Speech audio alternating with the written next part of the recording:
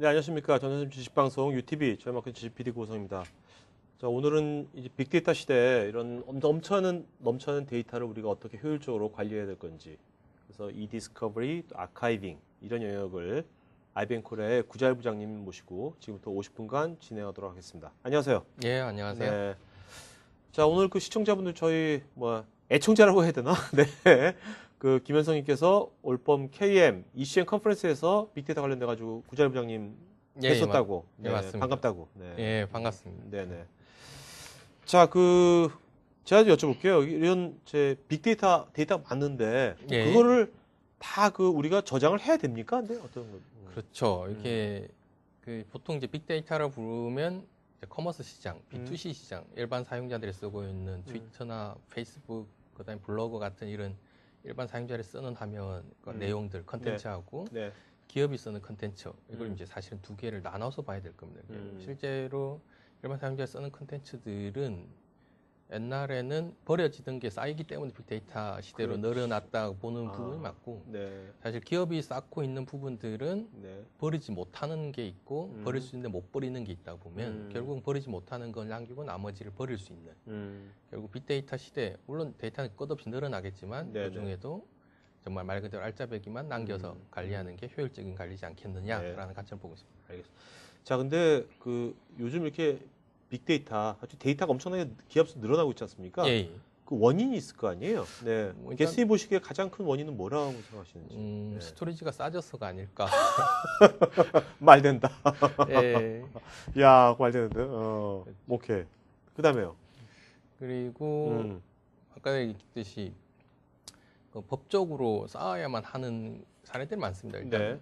아직까지 썼는지 어디에 썼는지 모르겠지만 일단 쌓아놓으면 좋을 것 같아서 이렇게 쌓고 있는 부분들이 네네. 많게 되겠죠. 네. 그리고 아무래도 옛날엔 텍스트 기반의 환경에서 멀티미디어 환경으로 넘어가다 보니까 데이터 사이즈 자체가 워낙 커지니 그게 가장 기본적인 원인이 되겠죠. 네. 그러니까 이제 기업체도 지금 이제 옛날 우리 테이블 예. 관련된 그런 데이터만 있는 게 아니라 지금 여기 도표에 나오듯이 동영상, 음성, 이미지 이런 것들이 점점 기업도 많아지는 거죠? 네, 맞습니다. 지금 네. 이제 이 사례가 기업의 사례입니다. 네. 이게. 이게 기업의 사례입니까? 네, 저기 밑에 I사라고 이렇게 작게 적혀 있는데, 아. 예, I가 IBM입니다. 아, 네, 네, 알겠습니다. 예. 이게 우리가 멀티미디어를 부르는 분이 절반이 넘네요. 네, 그죠? 이 실제로 한 부분이. 네. 70% 이상 부분이라고 볼 수 있죠. 네. 자, 제가 이제 좋아하는 단어 중에 에코시스템, 예. 생태계 이런 말 되게 좋아하거든요. 제가 네, 지식 맞습니다. PD라고 하는 님들도 지식의 생태계, 제가 꿈꾸는 세상인데 네. 여기 보면 빅데이터 에코시스템 이건 게스님이 만드신 용어예요, 뭐예요? 일단 이건 이제 IBM이 이제 주장하는 주장하는 바라는 게 이제 빅데이터, 데이터라는 게 쌓아놓으면 뭐 하냐라는 네네. 거죠. 쌓아놓으면 이걸 순환을 시켜서 필요한 데 써먹자라는 게 빅데이터 에코시스템이라고 보시면 됩니다. 그래서 네. 에코시스템이 아까 얘기했듯이 생태계라는 게 구성원들이 다양하지 않습니까? 그렇죠. 구성원이라는 게 데이터를 만드는 사람, 네. 분석하는 사람, 그렇죠. 그걸 실제로 활용하는 사람, 이렇게 많은 구성원들이 그 에코 말 그대로 흐르게끔 만들고 그 분석하고 구성을 하고 액션을 취하면 다시 그게 재가공돼서 다시 만들고 분석의 네네. 밑거름이 되는 이런 환경을 만드는 이걸 IT적으로 구성하는 IBM 모델이라고 보시면 됩니다. 네. 자, 근데 여기 보면 중간에 보니까 하둡이 있네요. 예. 아파치 이제 오픈 진영에서 얘기하는 네네. 옵션이죠. 이거를 IBM에서 상당히 좀 적극적으로 네. 그래서 결국 아까 말씀하신 결국 저장하고 분석하고 실행하고 예, 이것이 맞습니다. 계속해서 사이클로 이루어진다는 거죠? 예, 맞습니다. 네. 그럼 이런 것들에 대한 이런 거 토탈에서 그 영역을 지금 ILG 요게 뭐의 약자죠? ILG가? Information Life Cycle Governance라고 보시면 됩니다. 원래는 인포메이션 라이프 사이클 매니지먼트라는 용어가 많이 쓰지 않았나요? ILM. 예, 해가지고. 맞습니다. 네. ILM이라는 용어를 많이 쓰고 그거하고 이거 뭐가 다른 겁니까? IBM의 작년까지 용어는 IBM 말씀하신 대로 IBM 라이프 사이클 매니지먼트 거버넌스 앤 컴플라이언스. 복잡하다. 무지하게 깁니다. 이렇게. 그래서 근데 이제 뒤에 있는 컴플라이언스와 거버넌스는 똑같이 보고 약간 있습니다. 유사하죠. 예, 그죠? 똑같이 네. 보고 있어요. 네네. 옛날에는 컴플라이언스 규제를 준수하는 게 정부기관이고 규제니까요. 그걸 하나를 묻고 매니지먼트는 당연하다고 보는지 빼서 ILG라고 네. 작년부터 이렇게 주장하고 있는 내용들입니다. 네. 그럼 지금 이제 게스트님께서 생각하시는 우리나라에 이런 그 데이터나 정보를 관리하는 예. 부서나 그쪽에 계신 분들이 결국 이제 이 수명 주기 동안 정보를 예. 통제하고 비용 절감하고 규제 준수 보장하는 거 이런 것이 그분들의 어떤 그 목표 뭐 그런 거 예. 보시는 겁니까? 이제 이걸 사실은 이제 칩 오브 시큐리티 총괄 책임자나 리갈 총괄 책임자, 이제 컴플라이언스 이제 법규에 대한 총괄 책임자 이런 분들이 외국 같은 경우에는 이걸 상당히 중요하게 여기고 있습니다. 실제로. 네네. 여기고 있고 국내에도 그런 이제 분위기가 일어나고 있죠. 왜냐하면 그렇죠. 그 보안 사고들이 최근에 많았 작년도 그렇고 올해도 그렇죠. 그렇고 네. 그게 실질적인 기업의 손해가 작년에 있었던 보안 사고가 올해 기업의 손해로 실제 팩트로 나오고 있고 네. 그렇기 또 때문에 뭐 형사까지 맞습니다. 형사까지 소송도 심각하게 걸고 이런 부분이 있기 때문에 이런 부분들을 관리하는 분들, 기업에서 관리하는 분들이 이제 포커싱을 해야 되는 영역이라는 게 결국은 내용을 안전하게 그러니까 네. 아까 얘기했던 규제 준수를 하면서 사고 없이 안전하게 보관하면서도 저비용으로 보관을 해야죠. 네. 아까 얘기했던 계속 비용 얘기를 하는데 데이터를 관리하는 내용이 앞에 얘기했던 빅데이터 시절을 맞아서 많아졌으니까 안전하게 보관하면서도 효율적으로 보관한다는 게 중요한 포인트가 되겠죠. 네. 그러니까 이제 뭔가 데이터 처리를 빨리빨리만 하는 것만 갖고는 이제 안 되는 시대가 온 거죠. 예, 맞습니다. 네. 자, 그러면 이런 그 지금 말씀하신 이런 것들을 뭐 여기 계신 분들도 뭔가 하려고 뭐 노력하고 예. 계시지만 어떤 현실에서는 어떤 이슈도 있는지 좀 짚어주시죠. 뭐 실제 뭐 이렇게 이건 국내에 이 데이터를 가지고 이제 비용을 추수한 사례가 없어서 해외 사례만 이렇게 들었는데요. 결국은 데이터들이 44배, 한 20년 동안 44배 정도 증가한다고 그러는데 이게 네. 작년에 리포트된 건데 올해는 실제로는 60배 이상 증가할 야, 거라고 보고 있습니다. 네. 이제 우리 추정치를 벗어나게끔 계속 이제 데이터가 증가하고 있는 상태입니다. 그럼으로써 이제 기업이 관리해야 되는 비용, 네. 비용이라는 게 이익당 얼마도 아니고 수익당 3.5% 정도를 이제 계속 기업이 지출할 것이다. 네. 데이터를 관리하는데 라는 내용이고요. 그러면서 이제 맨 끝쪽 부분에 보면 이제 이렇게 관리하는 것만 아니라 규제를 준수해야 되는 게 89%의 네. 기업들이 규제를 준수해야 된다라고 나와 있는데요. 이게 미국 같은 경우에는 그 미국 법원에 소송을 당할 수 있는 기업들은 이걸 갖춰라 이런 식으로 구성을 해놨습니다. 네. 사실은 거의 다겠네요. 뭐. 대부분이죠. 그렇죠. 소송을 안 당할 그렇죠. 기업은 없죠. 네. 사실 한국도 법이 비슷하게 나오고 있습니다. 예를 들어서 개인정보법만 해도 대상이 개인정보, 고객정보를 다루는 기업. 그 개인정보, 엔드 유저가 없는 기업은 없죠. 네. 없다고 보면 거의 대부분. 당연히 이제 코스피나 이런 상장되어 있는 기업들을 포함해서 여러 가지 이것저것 묵다 보면 결국은 대부분의 기업들이 규제를 준수해야 된다. 하지만 그거에 대해서 적극적으로 이제 잘 대응을 해서 하고 있는 기업은 생각보다 많지 않다라고 네. 보이고 있는 거죠. 참 이런 것들을 잘 대비를 안 했을 경우에 예. 어떠한 손해랄까 예. 리스크가 있는 건지 예. 물론 여러 가지 있겠지만 네. 예. 뭐가 있을까요? 일단 데이터가 늘어나면 엔드 유저 제일 먼저 엔드 유저가 느끼는 게 신뢰도가 떨어집니다. 신뢰도라는 게 엔드 유저에 생각하는 신뢰도 한국 사람들은 특히 속도를 제일 중요하게 여기고 있죠. 네. 결국은 속도가 느려지게 되겠죠. 속도가 느려지고 내가 원하는 정보가 중복해서 나오고 이런 이제 신뢰도, 정보에 대한 신뢰도가 첫 번째로 떨어지는 네. 부분이고요. 네. 그리고 관리적인 측면, 기업의 측면이죠. 기업의 측면에서는 데이터를 관리하는 비용이 증가를 하게 됩니다. 너무나 당연한 얘기죠. 비용이 증가를 하게 되고 옛날에는 그 데이터라는 게 그 가치라고 생각을 해서 그게 자산이라고 생각을 했습니다. 근데 최근 들어서는 이 데이터라는 게 그 리스크로 보고 있습니다. 리스크를 보고 예를 들어서 어떤 기업의 개인정보가 유출되었다라고 했는데 유출된 게 알고 봤더니 그 콜센터에 있는 로그 파일에서 유출이 됐어요. 로그 파일에 그런 데이터들, 조회한 로그를 남겼죠. 의도하지 않게 남긴 부분들이죠. 이 데이터 로그를 추출해서 누군가 파일을 빼가서 개인정보가 뭐 몇백만 건 유출된 사고가 있었는데요. 이런 것 같이 결국은 기업에 적절하게 삭제해야 되는데 삭제하지 못한 데이터들. 네네. 이런 것들을 결국은 가지고 있으면 가지고 있을수록 리스크. 네. 그 백업에 놔봐야 리스크도 불필요한 데이터. 그러니까 결국 리스크가 증가합니다. 그러니까 네. 관리하는 비용만 증가하는 게 리스크 비용 증가고, 그로 그 데이터에 대한 소송이나 다양한 형태의 결국 코스트가 증가하는 현상. 네. 정리하면 그 데이터의 품질은 떨어지고 네. 비용은 증가하는 현상이 발생이 되죠. 어떻습니까? 그 미국이야 원래 옛날부터 거의 뭐 예. 소송의 나라였잖아요. 소송의 예. 나라인데 우리나라도 이제 앞으로 뭐 작년에도 개인정보 보호라든지 앞으로 이런 여러 가지 규제가 더 심해지면 심해질 텐데 예. 그 또 요즘 이제 FTA다 뭐다 하면서 해외하고 또 연동도 되잖아요. 예, 맞습니다. 그러면 앞으로 이런 이제 우리나라도 이런 소송 관련돼 가지고 이런 것들이 되게 많아질 거라 보시는지. 그 뭐 당연히 많아지게 많아지는데 되겠죠.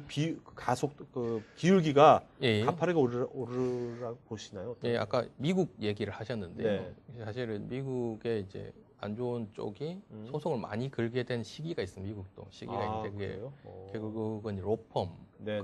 이제 로스쿨이 만들어지면서 사실은 좀 아이러니하게도 이 사람들이 이제 먹고 살아야 되니까. 금융 그 법 시장도 이제 경쟁이 치열해지면서 아. 사실은 이제 소송이 많아지는 찾아가서 소송을 하는 네네. 이런 시대가 오면서 소송이 많아졌거든요. 음. 뭐 한국 사정도 잘 아실 겁니다. 그래서 음. 사실 우연찮게 한국도 그런 시기가 도래하지 않을까. 결국은 그 옛날 같으면 소송을 하지 않았을. 네. 그러면 내가 좀 손해보고 말지 하던 이런 시대에서 그 엔드 유저, 고객들의 네. 정보를 잘 관리하지 못하면 언제 소송을 당할지 모르는. 네. 소송 상냥꾼들에게 언제 공격을 당할지 모르는 시대가 바로 도래할 수도 있는 그럼 거죠. 여기 저희 시청자분들은 거의 IT 운영자분들이시잖아요. 예. 지금 데이터를 관리하시고 예. 이런 분들이 그러면 뭐 향후 예. 가까운 미래는 이제 뭔가 소송 같은 것들에 대한 회사 내에서 예. 대비책이라든지 예. 네? 그런 대응 방안도 잘 하셔야지만 되겠네요. 그렇죠. 네? 예. 네. 이런 것들에 노하우가 없잖아요. 일반적으로 IT 하신 분들이. 예. 어떻게 해야 될까요? 보통 이제 아까 얘기했던 이제 그 보통 기업마다 법무팀이 존재를 하는데 그분들도 기술도 너무 모르고 예, 컴퓨터도 잘 안 되고 그렇죠.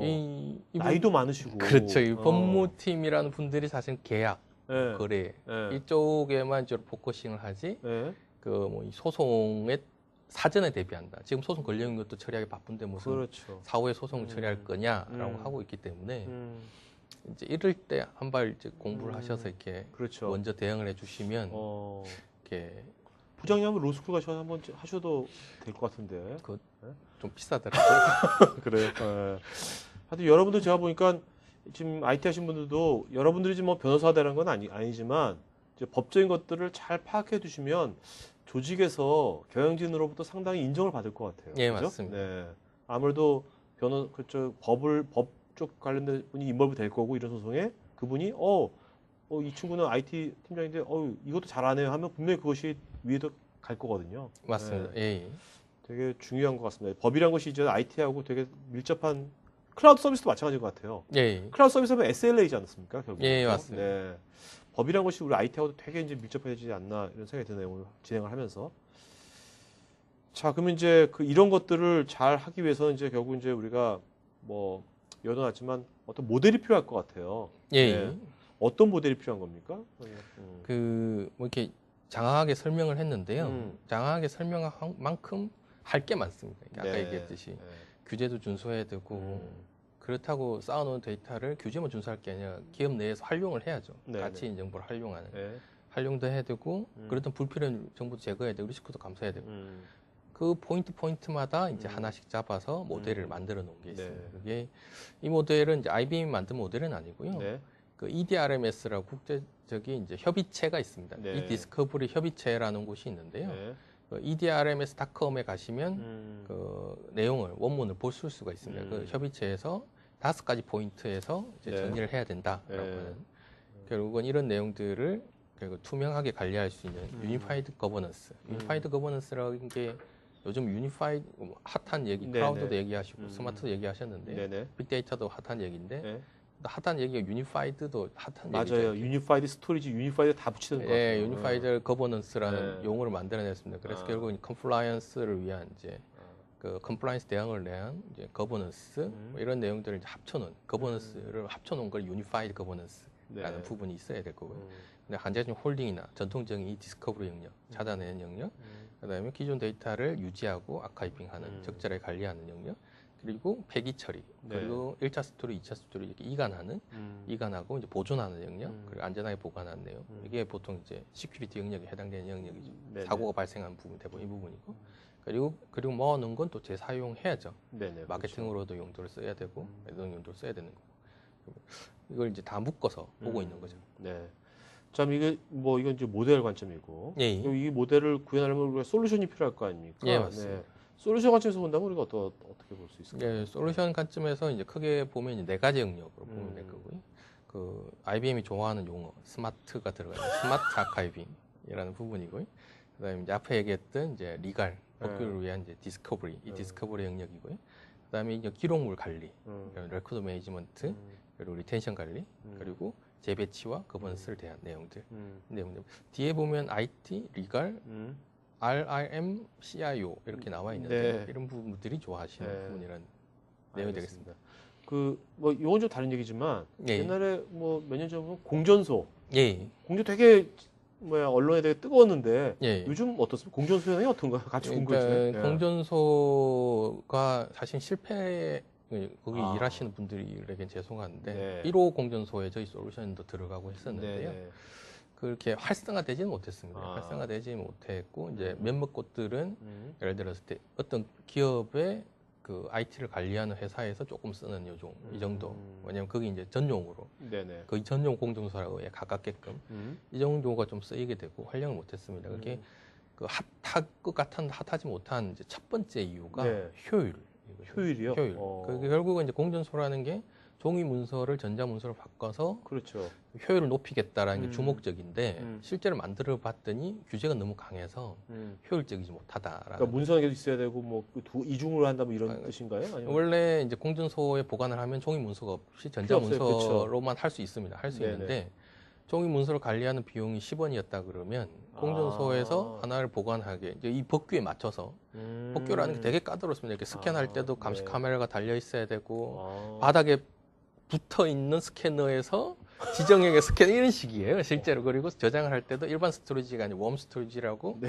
그 위조작이 안 되는 스토리지에 보관을 해야 되고 이제 그 당시 기술로 가장 안전하게 위조작이 안 되겠는 걸 정확하게 맞춰서 하다 보니까 아까 이 종이로 관리한 비용이 10원이었다 그러면 공정소에 관리하는 비용이 11원이 되는 거죠. 오. 그렇게 보면 이제 기업 입장에서는 투자가 까다로운 물론 이제 코스트를 낮추는 부분해서 이제 결국 어떤 식으로 더 효율적으로 좋겠느냐라고 이제 요즘의 추세 올 8월에 이제 시행되는 이제 공인 전자 우편이라는 네. 게 확정이 됐죠. 네. 며칠 전에 패스를 해서 이제 8월 달부터 시행이 그건 종이 되는데 우편을 대체하는 겁니까? 그렇죠. 이제 이번엔 이제 우정사업본부에서 하는 말 그대로 전자메일로 전자문서를 보내는 행위입니다. 네네. 전자문서를 보내는 행위를 하는데 네. 보통 우리가 이제 종이로 등기로 보냈을 때 그렇죠. 법적 효력이 가지는 거와 똑같은 효과를 전자우편으로 보내면서 야. 처리하겠다라고 그거는 하는 이제 부분이죠. 활성화되면 엄청난 새로운 시장 그렇습니다. 만들겠네요. 그래서 이제 아까 얘기했던 공전소가 실패한 이유가 효율이었다고 그러면 반대로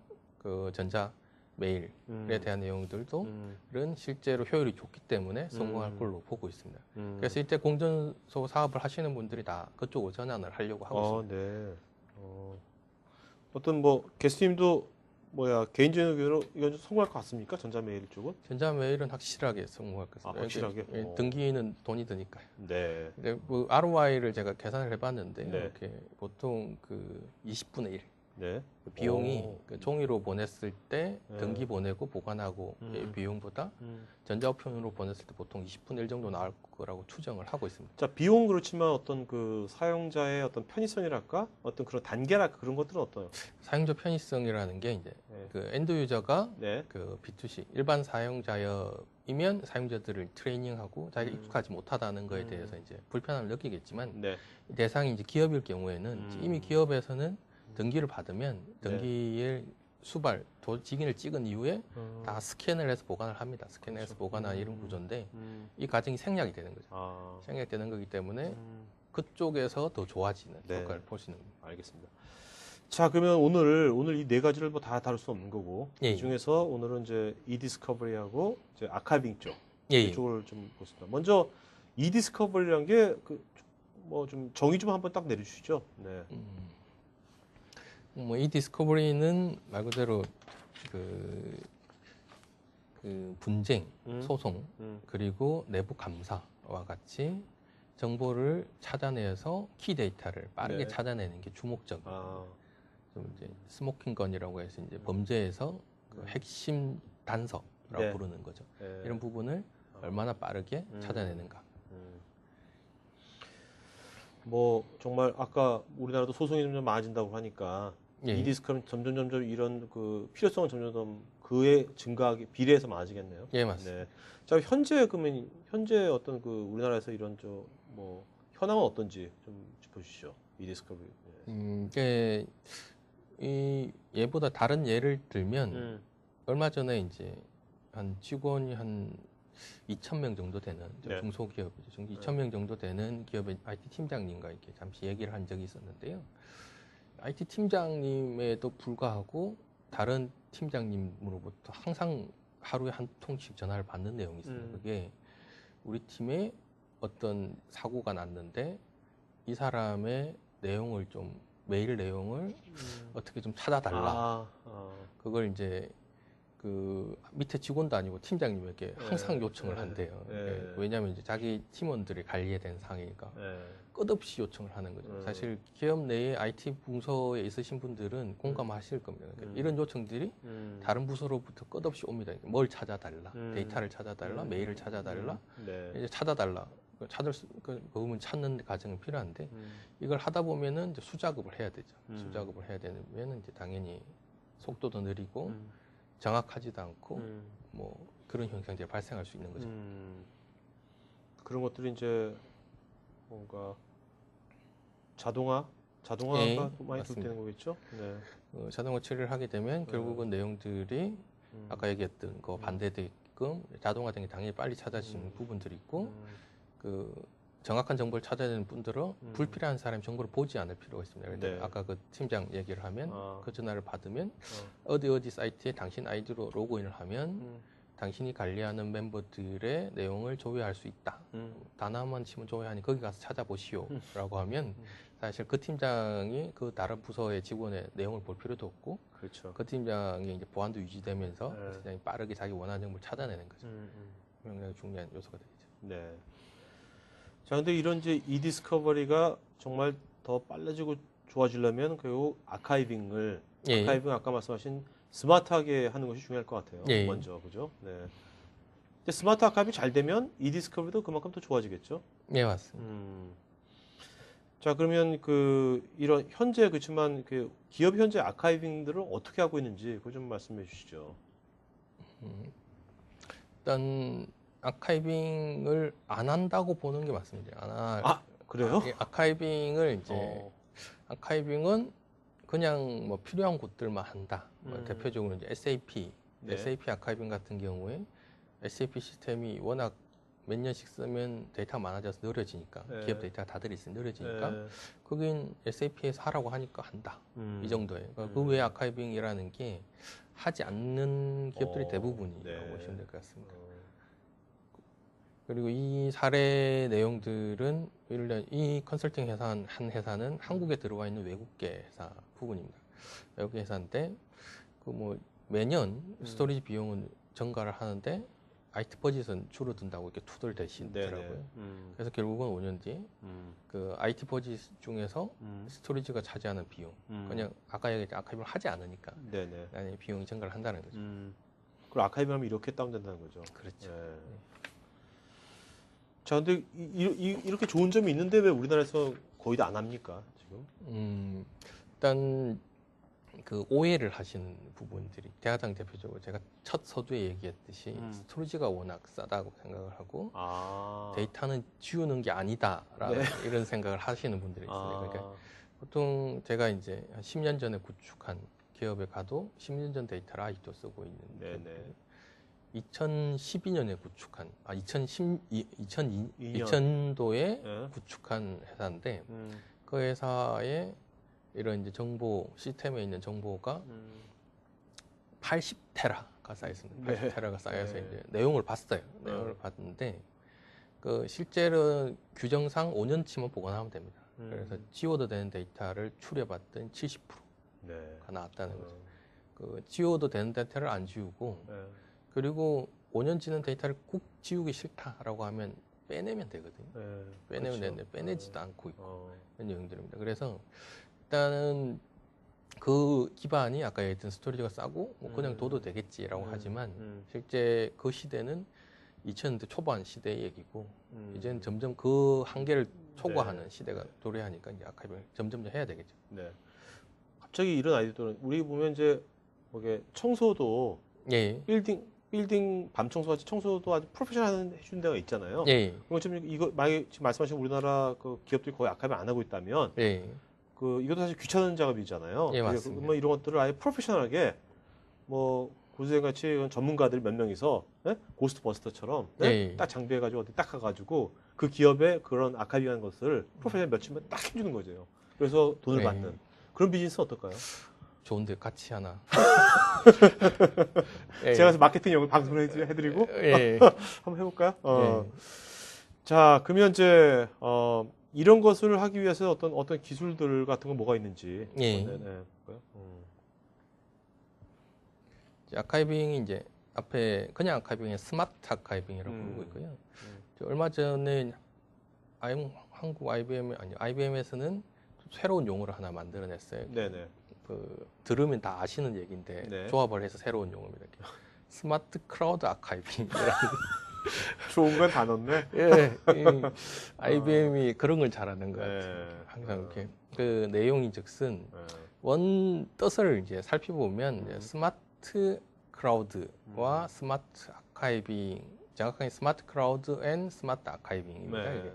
그 내용 한 예를 들면 크라우드라고 얘기를 하면 가장 떠오르는 게 이제 데스크탑 가상화 네, 같은 그렇죠. 이런 이유가 되겠죠. 그럼 데스크탑 가상화를 하는 게 부안적인 이슈도 있고 뭐 여러 가지가 있는데 데스크탑 가상화에 이제 하나가 빠진 게 데스크탑 가상화를 하다 보면 빠진 내용이 데이터 영역, 어플리케이션 영역과 데이터 영역을 분리를 못합니다. 네, 그 네. 얘기가 뭐냐면 이제 사용자 PC의 서버 사이트에 이제 그 사람의 공간을 제공을 하게 되죠. 네네. 공간을 제공하면 그 공간마다 OS, 네. 그 사람이 쓰는 어플리케이션, 워드 그렇죠. 프로세스 같은 게 가끔 그렇죠. 올라가는데 네. 이건 어쩔 수 없죠. 네. 이거는 네. 그 가상화 기술상 어쩔 수 없는 부분이지만 이 사람이 쓰고 있는 정보들까지 거기 다 넣을 필요가 있느냐라는 거죠. 네.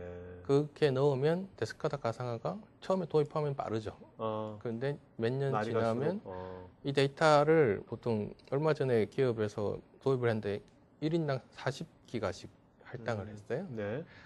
40기가라고 그러면 저 PC 제가 지금 아이패드가 64기가인데 네. 그보다 작은 공간을 쓰고 있죠. 네. 사실은 업무적으로 쓰고 그러면 당연히 그 정도로도 커버할 거라고 생각을 했습니다. 이제 그것도 작년에 도입을 했으니까.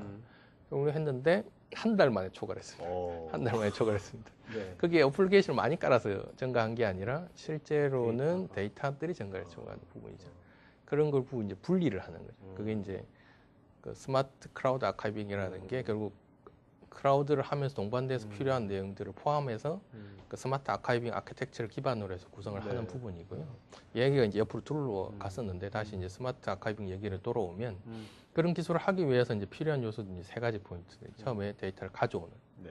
가져오고 나서 후처리하고 그리고 그걸 활용할 수 있게 검색할 수 있는 영역을 처리하는 부분들. 그래서 이제 가져와서 아카이빙에서 스토리징 보관을 하고 그걸 검색하고 찾아볼 수 있는 리서치할 수 있는 내용들이 되겠습니다. 네.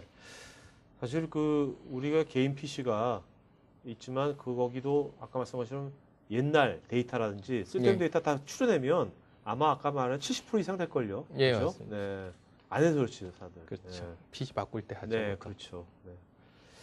자, 그러면 이런 것을 실제로 이제 구해주는 뭐 IBM의 솔루션이 대안이 있을 거 아닙니까? 네, 맞습니다. 네, 그런 거 한번 보도록 할까요? 어떻게 구성되어 있는지. 네.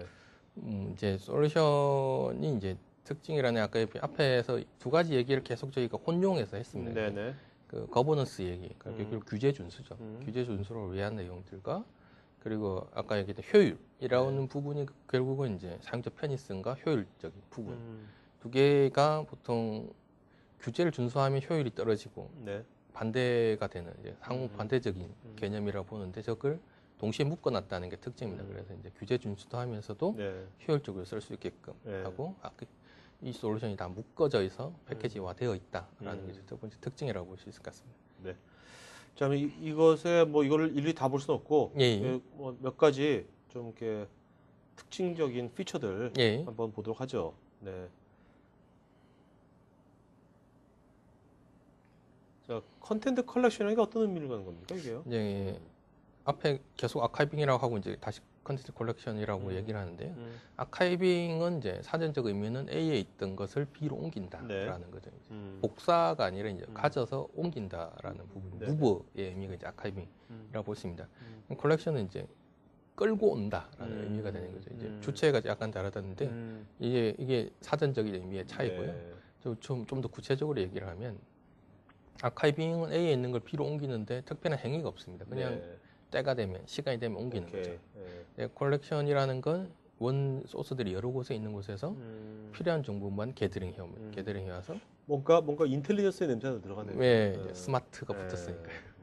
그리고 후처리를 합니다. 후처리를 하는 부분이죠. 네. 이건 하죠. 가장 대표적인 게 이제 디듀플리케이션. 아까 네. 얘기했듯이 네.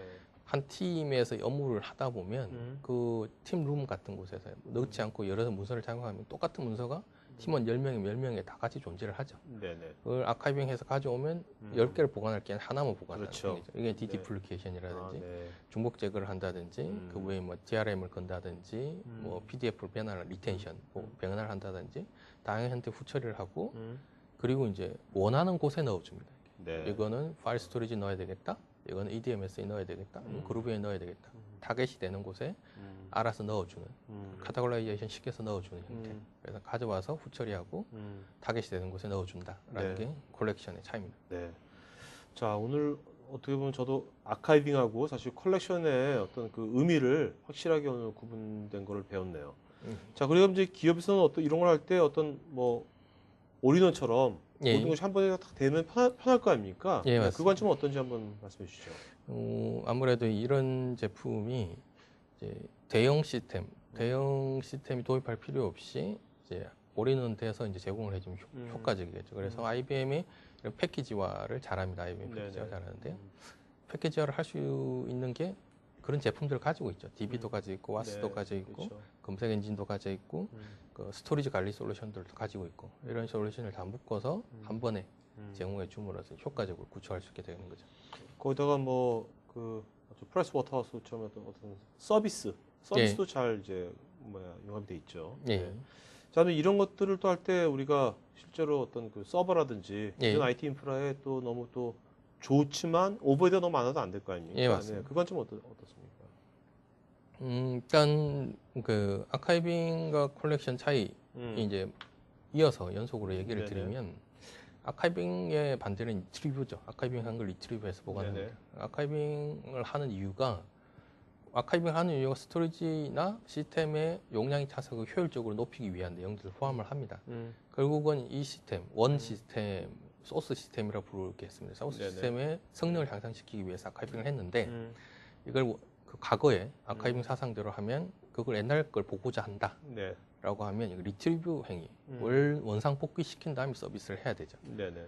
그게 하면 그게 행위가 자주 발생하지 않으면 그 문제가 없는데 뭐 저도 그렇다시피 검색을 할 때 뭐 아카이빙을 이제 시간 단위로 아카이빙을 하니까 네. 1년에서 2년치, 액티브한 1년치, 2년치만 원 시스템이 두고 3년에서 5년치는 외부에 아카이빙해서 돈다라고 하면 이 사람이 1년, 2년치만 검색을 하면 좋을 텐데 네. 그렇게 안 하죠.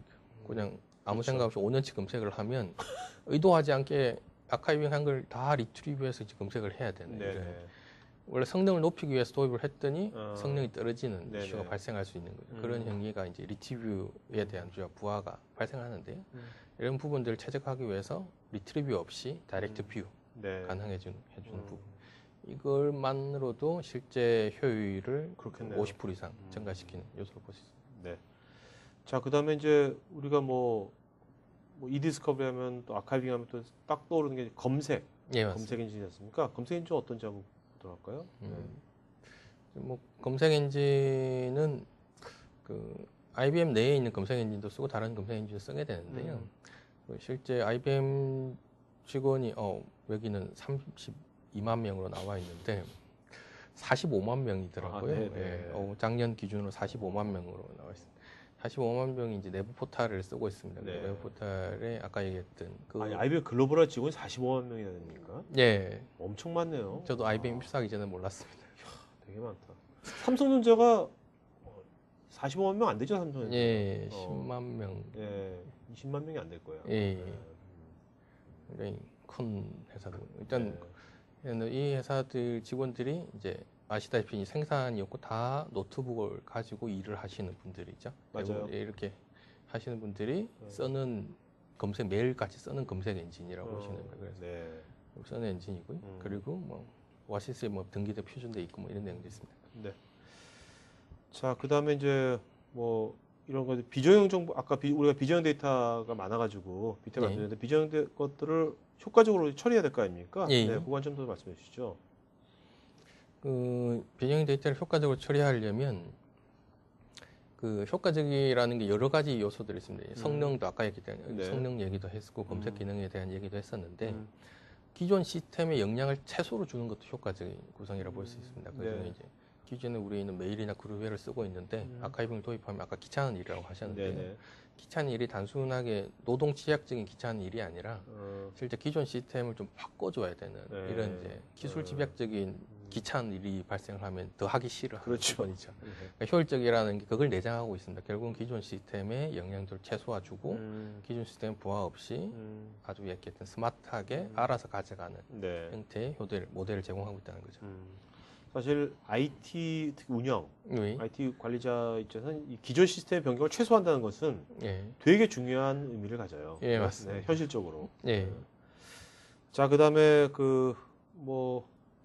이 그래프는 지금 뭘 의미하는 거죠? 좀 뭐 여러 가지 그래프가 있는 거죠. 여러 가지 그래프가 있는데 이게 실제 아까 빅데이터에 대해서 뒤에 아카이빙 얘기를 하고 디스커버리 얘기를 했는데 네. 여기서 우리가 고민했는데 아카이빙한 데이터가 대략 얼마 정도 되겠느냐라는 거죠. 대략 얼마 정도 되겠냐. 45만 명 얘기를 했는데요. 45만 명이 제가 한 달에 쓰는 메일 용량이 한 500메가 정도 됩니다. 네. 500메가 정도. 500메가 정도 되는 데이터를 45만 명이 쓴다 그러면 얼마나 큰 데이터겠습니까? 그걸 아카이빙 한다. 네. 라고 하면 이제 그 조 단위의 그렇죠. 그 메일이 발생할 거고 용량이 테라 단위로 그 발생을 하게 되는 거죠. 이 데이터를 발생을 했을 때 제일 중요한 게 이걸 정말 가져가서 안전하게 갈 수 있느냐 성능이라는 부분이 제공을 하게 되는 거죠. 네. 최악의 경우 데이터가 쌓이는 것보다 아카이빙 해가는 게 느리는 이런 현상이 발생할 수 있습니다. 그리고 이제 아카이빙을 하다 보면 기존 시스템의 부하도 최소화해줘야 되거든요. 네. 그러려 보면 낮 시간, 업무 비즈니스 시간에 보통 아카이빙 하지 않습니다. 보통 이제 새벽 시간에 이제 아카이빙 해가지고 가게 되는데 새벽 시간에 다 쓰는 것도 아니죠. 다 시간 한두 시간 내에 이렇게 데이터를 가져가게 되는데 결국은 성능이 나와야 된다라는 네. 부분이고요.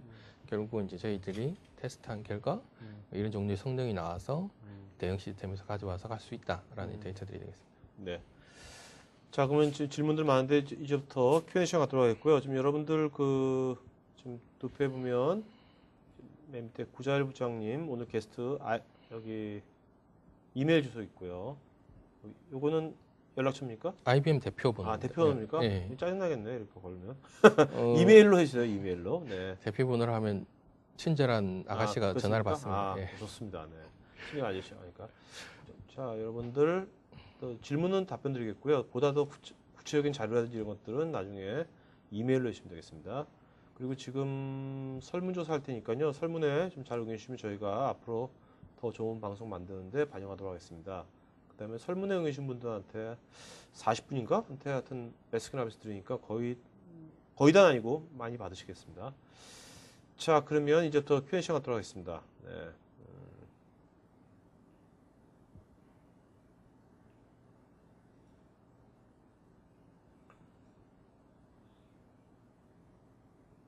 자, 유미연님께서 데이터를 활용하는 것도 좋지만 개인정보보호법에 빅데이터의 역할이 소극적일 수도 있지 않을까요? 하고 하셨는데요. 이제 얼마 전 이건 이제 다른 예를 들어보겠습니다. 얼마 전에 이제 커머스 그러니까 실제로 엔드 유저와 대리점에서 네. 그 영업 행위를 하는 기업입니다. 뭐 네. 화장품 회사였던 것 같아요. 화장품 회사인데 회사의 이제 화장품 대리점에 보시면 아실 거예요. 이게 대리점에 그 회원 가입을 받죠. 네네. 회원 가입을 받습니다. 회원 가입을 받아서 이제 뭐 회사가 오래됐으니까 몇십 년 전부터 회원 가입을 받아서 종이로 이렇게 막 가지고 있었어요. 네네. 근데 이걸 마케팅 정보로 활용하고 싶어죠. 그런데 아시다시피 개인정보법에는 마케팅 정보를 활용을 하려면 동의를 받아야 됩니다. 네. 근데 이 기획자가 정말 탁월한 사람이었어요. 이 개인정보를 동의한다는 걸 몇 년 전부터 양식을 바꿔서 가입을 받았어요. 정말 훌륭하신 분인 네. 것 같아요. 그래서 미리 내다보고 받았습니다. 근데 중요한 건 데이터를 받아놨는데 마케팅용으로 활용하려 보니까 누가 동의를 했고 누가 동의를 하지 않는지를 모르는 거예요. 일단 동의서는 받았는데 네네. 일단 사용하려니 할 수가 없는 거죠. 이럴 때 결국은 이런 데이터를 전자화시키면서 이 사람이 체크된 데이터, 체크되지 않은 데이터를 분류시켜서 네. 마케팅에 쓸 수 있는 유저와 쓰지 못하는 유저 네네. 분리해서 쓴다는 거죠. 결국은 앞에 얘기했던 거버넌스에도 개인정보법이 들어있습니다. 결국은 네. 마케팅에서도 똑같은 얘기를 하고 있는데 IBM 마케팅 솔루션도 있으니까요. 네. 똑같은 얘기를 하고 있는데 결국은 이제 법은 계속 강화되고 나오더라도 그렇다면 마케팅을 안 할 수는 없죠. 네네. 그럼 결국은 기존에 있는 기술을 잘 활용해서 두 개를 해결할 수 있는 방법으로 강구하는 모델로. 빅데이터도 마찬가지예요. 빅데이터 데이터를 가져와서 네. 아까 얘기했듯이 저장하고 분석해서 액션을 취한다고 있는데 네네. 그냥 저장해 놓으면 사용하지 못합니다. 그걸 분석하는 과정을 거쳐서 아까 얘기했던 동의한 사람을 뽑아내는다든지 그 다음 행위를 취하게 하는 거죠. 이게 공존돼 가는 거지 소극적이지 않는다 볼 수 있습니다. 알겠습니다. 자, 이모빈님께서는요, 아카이빙 툴을 효과를 극대화 높이기 위해서 데이터를 주교도에 따라 분류하는 것이 가장 이상적인 방법이지만 현실에서는 쉽지가 않습니다. 그래서 가장 많이 사용되는 방법이 기간에 따라 정의하여 데이터들을 조회될 확률이 적은 상태의 룰을 적용하는데 이 방법 이외에 좋은 방법이 있을지요? 뭐 상당히 기간을 기반으로 해서 하는 방법이 상당히 좋은 방법이고요. 대표적으로 저렇게 처리를 하게 되고요. 뭐 그 외에 다른 방법들이 여러 가지가 제공이 되는데요. 뭐 데이터를 우리가 분리하지 못한다고 보고 있지만 실제 아카이빙 단위 내에서도 데이터를 분리할 수 있습니다. 한 예를 들면 네. 그 메일의 내용들과 메일 본문 그리고 메일에 있는 첨부 파일 네. 그리고 여기에 추가적으로 링크되어 있는 정보 세 가지 정보가 있다고 보면 네. 이 사람들이 메일을 볼 때 제일 많이 보는 내용들은 제목이죠. 제목. 보낸 사람 받은 제목. 여기서 더 보겠다 그러면 본문. 그리고 본문을 보다 보니까 여기 첨부 파일을 더 봐야 되겠다. 첨부 파일 본다. 라고 하면 사실은 하나의 컨텐츠 내에서도 그걸 보겠다는 내용들이 달라지게 돼요. 빈도수가 달라집니다. 그래서 이런 데이터 자체의 내용들도 분리하면 사실 첨부 파일과 본문의 데이터 규모 크기는 확연하게 차이가 나니까요. 네네. 이런 방법, 데이터의 퀄리티에 따라서 분리하는 방법, 그리고 얘기했던 이제 기간에 기반으로 해서 분리하는 방법, 다양한 방법들이 있을 수 있을 것 같습니다. 네. 기간으로 하는 것도 좋은 방법입니다. 네. 자, 홍성우님께서 경쟁업체인 S사도 빅데이터를 이용한 대대적인 마케팅을 하는 걸로 알고 있는데 IBM만의 특화된 기술이나 이점은 무엇인가요? 앞에 몇 가지 얘기했던 내용들이 포함이 되어 있는 부분들이고요. 네네. S사에 비해서 올인원 패키지를 제공할 수 있다라는 점하고 성능 그리고 기존 시스템에 최적화되어 있다라는 부분 장점이 되겠습니다. 네. 이도현님, 데이터에도 종류가 많은데 구축 시 저작권 보호나 개인정보 보호에 위반되는 사례가 있는지요? 그 위반되지 않게끔 모아야 되겠죠. 대표적으로 이제 금융권 같은 경우에 요즘은 여기 들어오신 분들 중에서도 금융기관에서 일하시는 분들이 있으실 텐데요. 금융기관에서는 이런 개인정보 모니터링 툴을 다 가지고 있습니다. 어떤 거냐면 개인정보 보호법에는 이렇게 되어 있죠. 이렇게 두 가지 정보 이상으로 조합을 해서 사용자가 누군지 알아낼 수 있는 조합이라는 게 패턴이 있어요. 이름, 주민등록번호, 전화번호 이런 패턴들이 있죠. 네네. 이걸 네트워크상에 이제 포렌징해서 해당 내용을 추출해서 알라스를 하는 이런 형태로 제공을 하게 하는 거죠. 네. 그런 것처럼 이 아까 얘기했던 솔루션 아카이빙을 할 때, 빅데이터를 할 때 그냥 보관해 놓는다 그러면 이걸 위배했는지 위배하지 않았는지는 모르죠. 네네. 하지만 내용을 이제 해당 내용을 언어를 분석을 해서 패턴을 분석을 해서 이건 개인정보로 보호돼야 되는 조직으로 해서 카테고리를 분리를 한다든지 해서 나눠서 관리를 하는 요소가 되겠습니다. 자, 김 의원님, 교육기관인데요. 빅데이터를 교육 분야와 연계된 방법으로 활용할 수 없을까요? 이제 아까 얘기했던 교육 분야의 빅데이터라는 것만으로 좀 언뜻 하기는 어려울 것 같고요. 네네. 그 아시다시피 빅데이터라는 게 그 패턴 분석과 분석이 이제 동반을 해야 되는 부분이니까요. 네. 이 학생들이 많지 않을 한 반이나 많지 않을 테니까 빅데이터는 보기 어렵고 이제 네. 그거는 딥한 분석이 가능한 네. 조직이라고 볼 수 있을 것 같고 뭐 다른 용도에 활용 네. 교육 콘텐츠를 사용하겠다 교육 콘텐츠를 좀 쉽게 찾겠다 이런 용도로는 쓸 수 있겠죠. 네. 김수열님, 이메일 아카이빙에 따른 보건 정책을 적용할 때 사용자별로 중복 내용이나 데이터를 효율적으로 관리할 수 있는 IBM만의 특화된 방식이 있는지요? 아까 얘기했듯이 이제 뭐 거기 뭐 중복제거나 이런 부분은 얘기를 드렸었던 것 같고요. 그 외에 개인별로 아카이빙 정책을 수립할 수 있습니다. 하다못해 네네. 이제 나는 이렇게 아카이빙하고 싶다라고 개인적으로도 자기가 정책을 수립할 수 있기 때문에 개인적으로 제시할 수 있는 부분들이 가거지고 있습니다. 네. 김태식님, ILG 솔루션의 4가지 요소 중에서 네 번째 요소인 정보 재배치 및 폐기에서 IBM에서 제안하시는 데이터 폐기 방법론에는 구체적으로 어떤 것들이 있는지 궁금합니다. 일단 이쪽 부분은 이제 오늘 설명에서 생략된 부분이었는데요. 구체적인 내용은 따로 뭐 메일을 네. 주시면 드리겠는데 뭐 짧게 정리를 하면 네. 그 데이터의 밸류, 가치에 따라서 이제 분류를 한다라고 보시면 될 것 같고요. 분류를 해서 폐기되진 않더라도 폐기에 준하는 보관 코스트 네. 드는 곳을 이간하는 모델이라고 보시면 됩니다. 자, 권도영님, 네, 이분은 이제 중공업 분야에 계신 분인데 eDiscovery 솔루션으로 검색 및 분석의 자동화 기능이 된 제품을 찾고 있습니다. 즉 상시 모니터링 가능한 제품이 있는지요? 그다음에 관련 메타데이터를 보존하면서 개별 파일 문서, 검색, 수집이 가능한지요? 네, 뭐 짧게 대답하면 둘 다 가능하다라고 네네. 보시는 부분이고요. 모니터링 부분에 대해서 잠깐 얘기를 드리면 네. 그 기업 내에서 중요하게 모니터링 하고자 하는 포인트들이 다 기업마다 다릅니다. 우리는 특정한 주고받는 단어 중에서 특정한 단어, 뭐 기술 유출이 중요하니까 기술 유출에 관련한 문서가 딱 주고받는 데이터에 들어가면 얼랏을 해달라. 얼랏이라는 게 화면에 띄우는 것도 있고 담당자에게 메일을 보낼 수도 있고 SMS 보낼 수도 있고 이런 형태 보낼 수도 있고 그 외에 아까 여기 빅데이터 하면 패턴이죠. 네. 패턴으로 해서 원래 A라는 사람이 원래는 평소에 하루에 10통 정도 보내는데 우리가 그 모니터링 하고 있는 시간 급격하게 대외로 메일을 막 하루에 100통씩 네네. 급격하게 보낸다. 이게 패턴 변화죠. 네. 이런 변화에 대한 이제 분석 이런 부분들을 포함하고 있는 부분입니다. 네. 그다음에 이분께서 디지털 포렌식 툴로 eDiscovery 대응 가능 여부에 대해서 설명 부탁드립니다. 참고로 현재 인케이스나 FTK를 사용합니다. 그 사전에 만들어져 있느냐 아니면 전용 툴로 만드느냐의 네. 차이입니다. 저희가 사실은 이 디스커버리 솔루션도 네. IBM이 가지고 있는 인포스피어라는 데이터 분석 마이닝 툴을 기반으로 해서 솔루션이 네. 만들어진 거거든요. 그 기반 솔루션을 기반으로 해서 이런 컨텐츠를 분석하는 거에 최적화시켜서 만들어 놓은 솔루션이라고 보시면 될 것 같고요.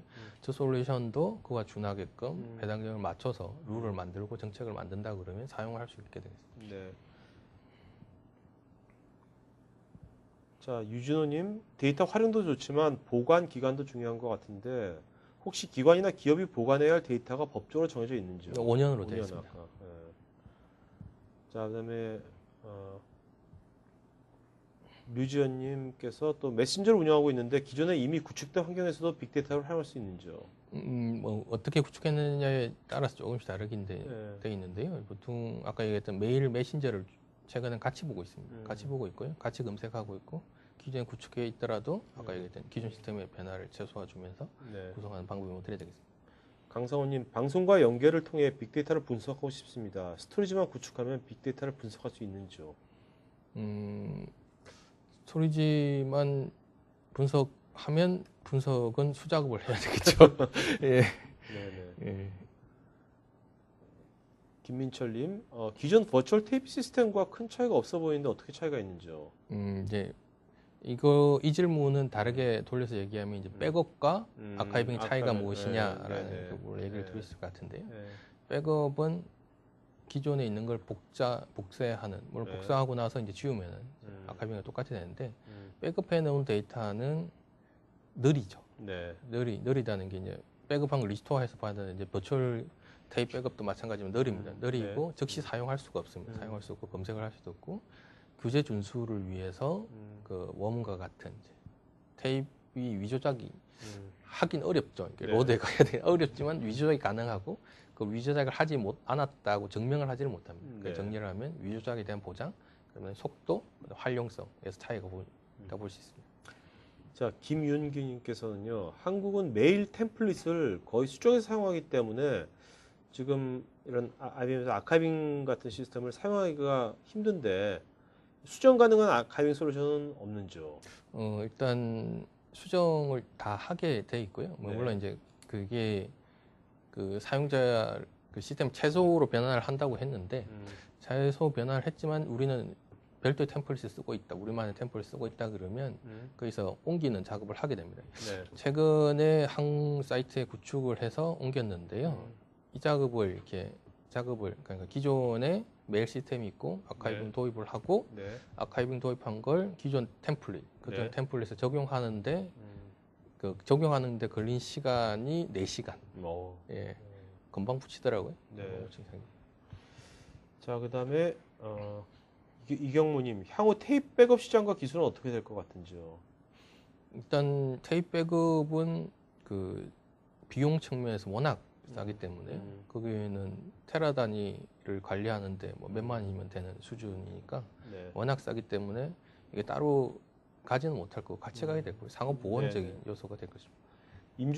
임주섭님, 아카이빙 회사들이 최근에 이디스커버리 전문 회사를 인수하는 경우가 많던데 IBM도 이디스커버리 전문 회사를 인수하려고 하고 있는 것 같습니다. 일단 작년에 PSS 이디스커버리라는 회사를 인수를 했고요. 그 네. 회사가 그 컴플라이언스 쪽에서는 세계 탑 회사라고 들었습니다. 네. 그 회사가 이를 인수를 했고 작년 IBM 인수를 하고 나서 인수하고 한 1, 2년간 따로따로 셀링을 합니다. 그래서 네. 아직까지 통합 셀링을 하지 않는 상태고요. 백그라운드에서는 인수된 제품과 현재 가지고 있는 제품을 이제 머지하는 작업을 하고 있고 네. 다음 버전에서는 인수된 제품과 같이 통합돼서 나오는 걸로 알겠습니다.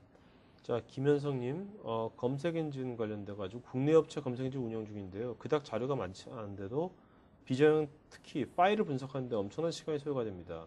근데 빅데이터 분석을 위해 비저형 데이터를 검색하고자 한다면 시스템 구축 시 하드웨어의 많은 부분을 할당해야 할 것 같은데 IBM을 통한 시스템 구축 시 검색이 차지하는 비중은 어느 정도인지 궁금합니다. 일단 아까 얘기했던 그 데이터가 분명한 거고요. 이제 검색 엔진 보통 이제 풀텍스트 서치라고 부르죠. 네. 본문 검색을 네. 하기 위해서 보통 검색 엔진들이 야간 배치로 이렇게 그 인덱스를 돌립니다. 리얼 타임으로 돌리지를 못해요. 하도 네. 데이터가 많아서 하는 부분을 제공하는 부분이고요. 그 부분에 이제 검색 인덱스 추출 기술이 누가 좋으냐라는 게 결국은 검색 엔진의 성능 차이거든요. 네네. 아까 얘기했듯이 그 대형 시스템에서 고생할 수 있느냐라는 부분이고요.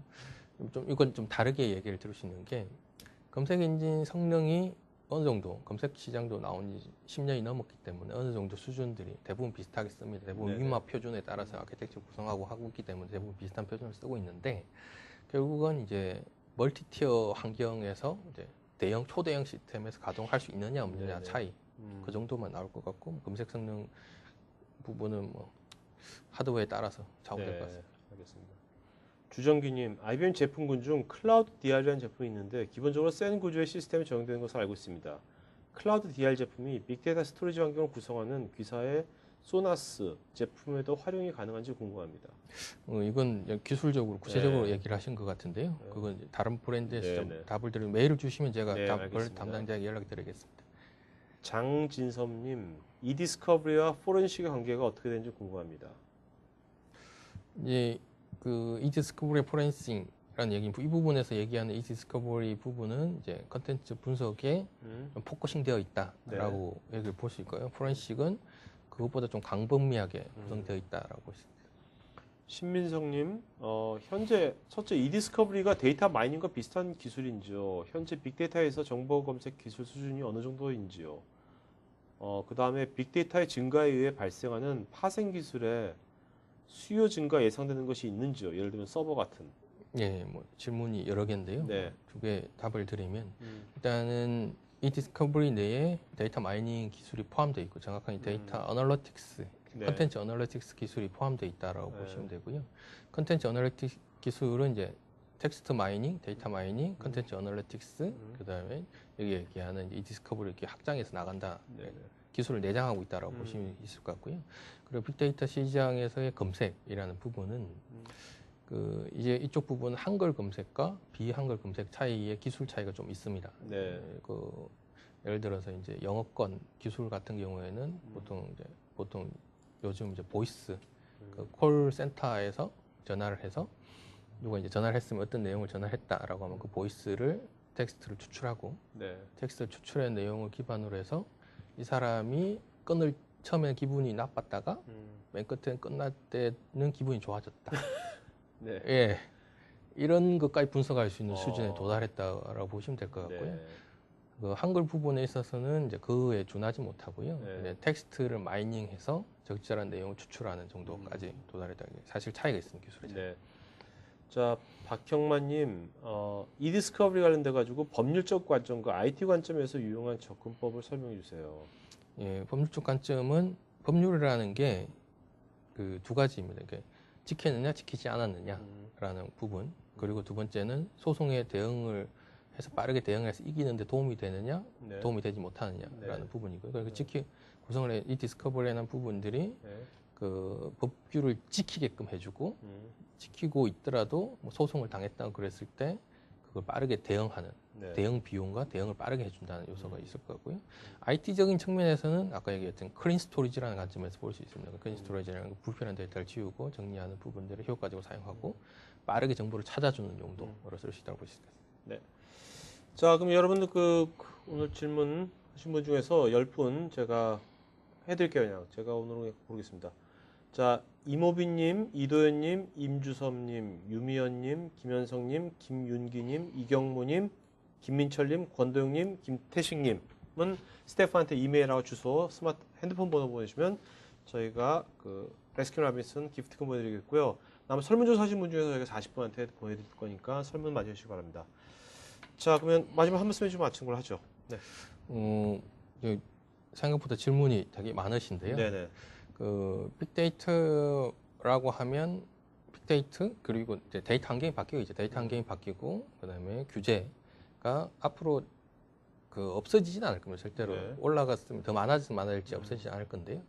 기업에서는 미리 준비를 해야 된다라고 지금 여기 계신 분들이 미리 준비를 해야 된다는 거예요. 예를 들어서 그 5년간 보관을 해야 된다라고 하면 지금부터 5년 뒤에 네. 소송이 닥쳤다고 그러면 사실은 지금 5년 내에 준비하느냐 준비하지 않느냐에 따라서 차이가 날 거니까요. 네. 결국은 미래를 내다보고 결국 빅데이터 시대에 맞춰서 적절하게 사전에 이런 내용을 구성해 놓으시면 뭐 상당히 도움이 될 거라고 생각합니다. 네.